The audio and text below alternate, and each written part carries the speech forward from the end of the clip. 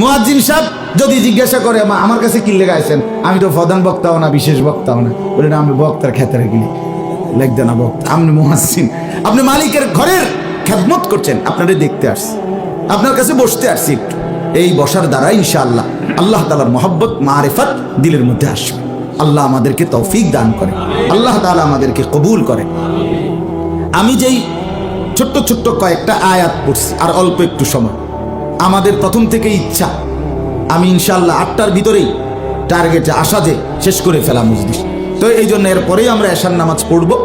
এশার নামাজের পরে সবাই সামান্যটুকু মেহমানদারি গ্রহণ করে এরপরে যাবেন ইনশাআল্লাহ। এই 5টা আয়াত পড়ছি সূরা হিজর, সূরাটার নাম এতক্ষণ তো শীত লাগছে, গরম লাগছে।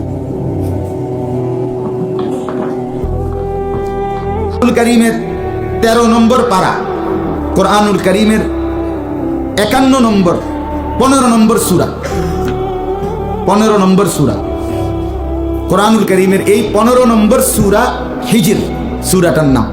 এই সূরার প্রথম 5টি আয়াত আমি তেলাওয়াত করেছি। অল্প একটু সময় ইনশাআল্লাহ এই 5 আয়াতের কিছু কথা আমরা আরজ করতে চাই। আল্লাহ আমাদেরকে তৌফিক দান করেন। এই 5টি আয়াতের সূরার প্রথম আয়াত কোরআনুল কারীমের বৈশিষ্ট্য, কোরআনুল কারীমের একটা বিশেষ পরিচয় আল্লাহ এখানে বলছেন। কি বলছেন? আলিফ লাম রা, এই যে প্রথম কথা শুরু করছেন এটা দিয়ে।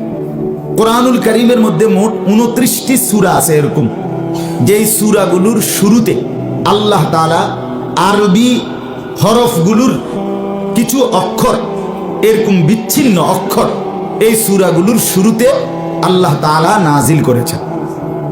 যেমন আলিফ লাম মিম, এই যে এখানে 3টা অক্ষর আলিফ লাম মিম। কোথাও আছে 2 অক্ষর হামিম, এই যে 2 অক্ষর। কোথাও আছে 1 অক্ষর কফ, হ্যাঁ নুন, এই যে 1 অক্ষর।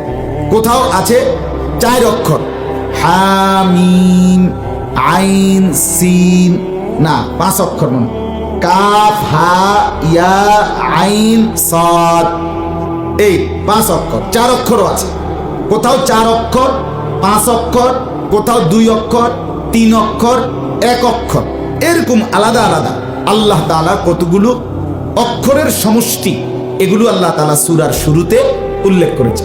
উদ্দেশ্য কি? উদ্দেশ্য হলো কোরআনুল কারীমে আল্লাহ তাআলা বহু আঙ্গিকে এই কথাটা প্রমাণ করছেন যে কোরআন আল্লাহর কালাম। কার কালাম?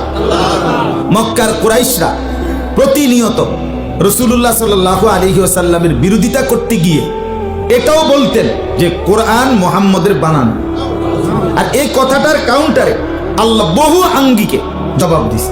এটাও একটা স্টাইল, জবাবের একটা ঢং আরো আছে। কোরআনে আল্লাহ বলছে যে তোমরা যদি মনে করো এটা মুহাম্মদের বানানো, তাহলে এই কোরআনের মতো একটা ছোট্ট সূরা তোমরা লিখে দাও। ফাতু বিসূরাতিন মিন মিসলি ওয়াদউ শুহাদাআকুম, সবাইকে ডাকো, মিলে একটা ছোট্ট সূরা বানায়া দাও। হাজারো চেষ্টা করে তারা ব্যর্থ হয়েছে।